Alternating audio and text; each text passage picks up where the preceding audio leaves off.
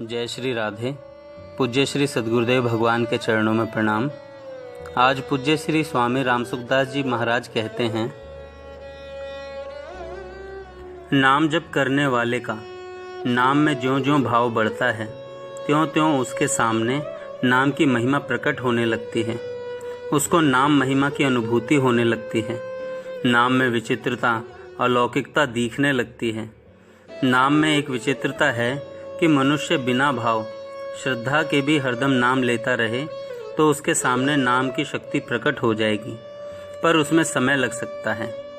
एक साधक ने प्रश्न किया, क्या एक बार नाम लेने से ही सब पाप नष्ट हो जाते हैं?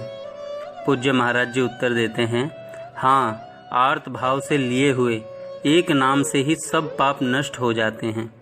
मनुष्य को अंत समय में मृत्यु से छुड़ाने वाला कोई भी नहीं दिखता।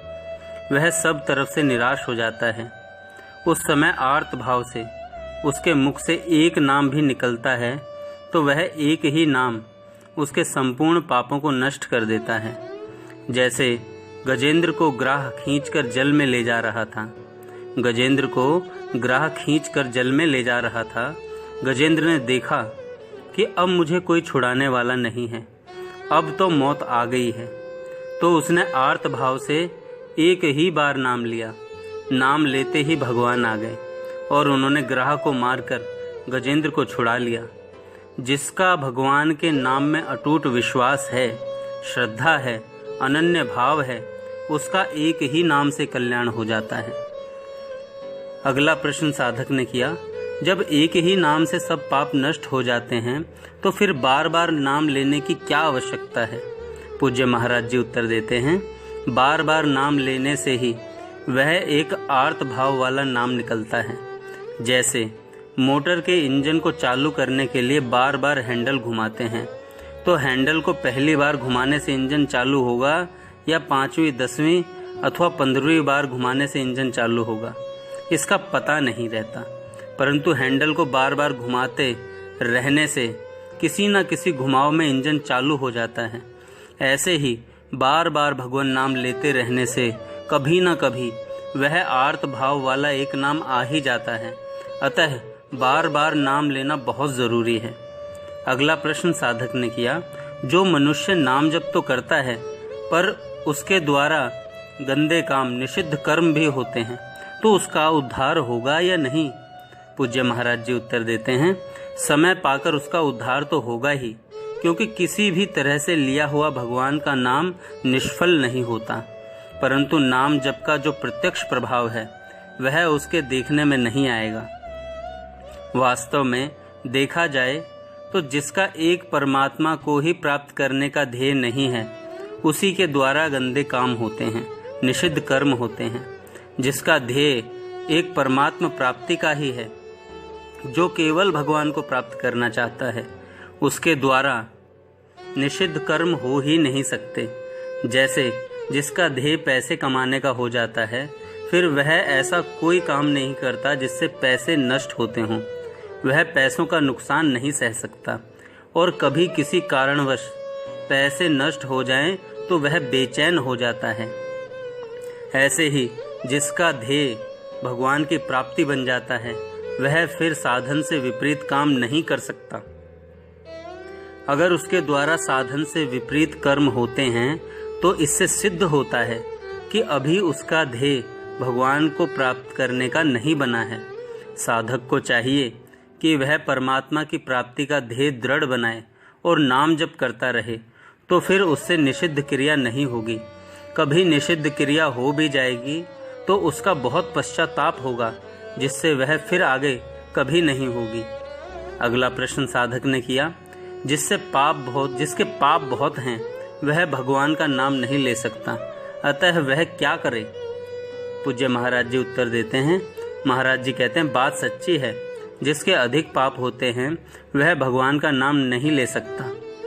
अर्थात जिसका पुण्य थोड़ा होता है, उसकी भक्ति में, भगवान के प्रसाद में और भगवान के नाम में श्रद्धा नहीं होती।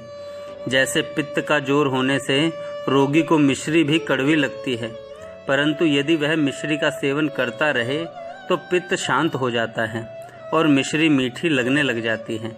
ऐसे ही पाप अधिक होने से नाम अच्छा नहीं लगता, परंतु नाम जप करना शुरू कर दे तो पाप नष्ट हो जाएंगे और नाम अच्छा मीठा लगने लग जाएगा तथा नाम जप का प्रत्यक्ष लाभ भी देखने लग जाएगा। अगला प्रश्न साधक ने किया कि जिसके भाग्य में नाम लेना लिखा है वह तो नाम ले सकता है, उसके मुख से नाम निकल सकता है, परंतु जिसके भाग्य में नाम लेना लिखा ही नहीं वह कैसे नाम ले सकता है। पूज्य श्री महाराज जी उत्तर देते हैं, एक होना होता है और एक होता है करना।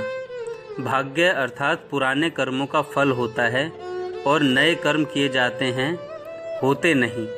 जैसे व्यापार करते हैं और नफ़ा नुकसान होता है, खेती करते हैं और लाभ हानि होती है, मंत्र का सकाम भाव से जप करते हैं और उसका निरोगता आदि फल होता है। बद्री नारायण जाते हैं, यह करना हुआ, और चलते चलते बद्री नारायण पहुँच जाते हैं, यह होना हुआ। दवा लेते हैं, यह करना हुआ, और शरीर स्वस्थ या अस्वस्थ होता है, यह होना हुआ। हानि लाभ जीना मरना यश अपयश ये सब होने वाले हैं, क्योंकि ये पूर्व जन्म में किए हुए कर्मों के फल हैं। परंतु नाम जप करना नया काम है, परंतु नाम जप करना नया काम है। यह करने का है, होने का नहीं। इसको करने में सब स्वतंत्र हैं, खुले हैं।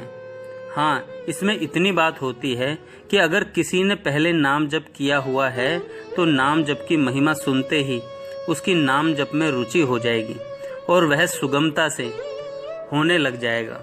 परंतु पहले जिसका नाम जप किया हुआ नहीं है वह अगर नाम की महिमा सुने तो उसकी नाम जप में जल्दी रुचि नहीं होगी। अगर नाम जप की महिमा कहने वाला अनुभवी हो तो सुनने वाले की भी नाम में रुचि हो जाएगी और उस अनुभवी के संग में रहने से उसके लिए नाम जप करना भी सुगम हो जाएगा। जो भाग्य में लिखा है वह फल होता है, नया कर्म नहीं। नाम जप करना शुरू कर दें तो वह होने लग जाएगा, क्योंकि नाम जप करना नया कर्म, नई उपासना है। अतः हमारे भाग्य में नाम जप करना, सत्संग करना, शुभ कर्म करना लिखा हुआ नहीं है, ऐसा कहना बिल्कुल बहानेबाजी है। नाम जप सत्संग आदि हमारे भाग्य में नहीं है, ऐसा भाव रखना कुसंग है, जो नाम जप आदि करने का भाव नाश करने वाला है। अगला प्रश्न साधक ने किया, नाम जप से क्या भाग्य पलट सकता है, प्रारब्ध बदल सकता है? पूज्य श्री महाराज जी उत्तर देते हैं, हाँ, भगवान के नाम के जप से, कीर्तन से प्रारब्ध बदल जाता है, नया प्रारब्ध बन जाता है। जो वस्तु न मिलने वाली हो वह मिल जाती है, जो असंभव है वह संभव हो जाता है। ऐसा संतों का, महापुरुषों का अनुभव है। जिसने कर्मों के फल का विधान किया है उसको कोई पुकारे, उसका नाम ले तो नाम लेने वाले का प्रारब्ध बदलने में आश्चर्य ही क्या है। ये जो लोग भीख मांगते फिरते हैं, जिनको पेट भर खाने को भी नहीं मिलता, वे अगर सच्चे हृदय से भगवान के नाम जप में लग जाएं, तो उनके पास रोटियों का, कपड़ों का ढेर लग जाएगा। उनको किसी चीज की कमी नहीं रहेगी। परंतु नाम जप को प्रारब्ध बदलने में, पापों को काटने में नहीं लगाना चाहिए। जैसे अमूल्य रत्न के बदले में कोयला खरीदना बुद्धिमानी नहीं, ऐसे ही अमूल्य भगवान के नाम को तुच्छ कामों में लगाना बुद्धिमानी नहीं। साधक ने प्रश्न किया, जब केवल नाम जप से ही सब पाप नष्ट हो जाते हैं तो फिर शास्त्रों में पापों को दूर करने के लिए तरह तरह के प्रायश्चित क्यों बतलाए गए हैं? पूज्य महाराज जी कहते हैं, नाम जप से ज्ञात अज्ञात आदि सभी पापों का प्रायश्चित हो जाता है, सभी पाप नष्ट हो जाते हैं। परंतु नाम पर श्रद्धा विश्वास न होने से शास्त्रों में तरह तरह के प्रायश्चित बताए गए हैं। अगर नाम पर श्रद्धा विश्वास हो जाए तो दूसरे प्रायश्चित करने की जरूरत नहीं। नाम जप करने वाले भक्त से अगर कोई पाप भी हो जाए, कोई गलती हो जाए, तो उसको दूर करने के लिए दूसरा प्रायश्चित करने की जरूरत नहीं है। वह नाम जप को ही तत्परता से करता रहे तो सब ठीक हो जाएगा। अगर कोई सकाम भाव से नाम जप करे, प्रश्न है, अगर कोई सकाम भाव से नाम जप करे तो क्या वह नाम जप फल देकर नष्ट हो जाएगा? पूज्य महाराज जी कहते हैं, यद्यपि सांसारिक तुच्छ कामनाओं की पूर्ति के लिए भगवान के नाम को खर्च करना बुद्धिमानी नहीं है। तथापि अगर सकाम भाव से भी नाम जप किया जाए तो भी नाम का महात्म्य नष्ट नहीं होता। नाम जप करने वाले को पारमार्थिक लाभ होगा ही, क्योंकि नाम का भगवान के साथ साक्षात संबंध है। हाँ, नाम को सांसारिक कामना पूर्ति में लगाकर उसने नाम का जो तिरस्कार किया है, उससे उसको पारमार्थिक लाभ कम होगा। अगर वह तत्परता से नाम में लगा रहेगा, नाम के परायण रहेगा, तो नाम की कृपा से उसका सकाम भाव मिट जाएगा। जैसे ध्रुव जी ने सकाम भाव से राज्य की इच्छा से ही नाम जप किया था, परंतु जब उनको भगवान के दर्शन हुए तब राज्य एवं पद मिलने पर भी वे प्रसन्न नहीं हुए। प्रत्युत उनको अपने सकाम भाव का दुख हुआ, अर्थात उनका सकाम भाव मिट गया। जो सकाम भाव से नाम जप किया करते हैं उनको भी नाम महाराज की कृपा से अंत समय में नाम याद आ सकता है और उनका कल्याण हो सकता है। जय श्री राधे।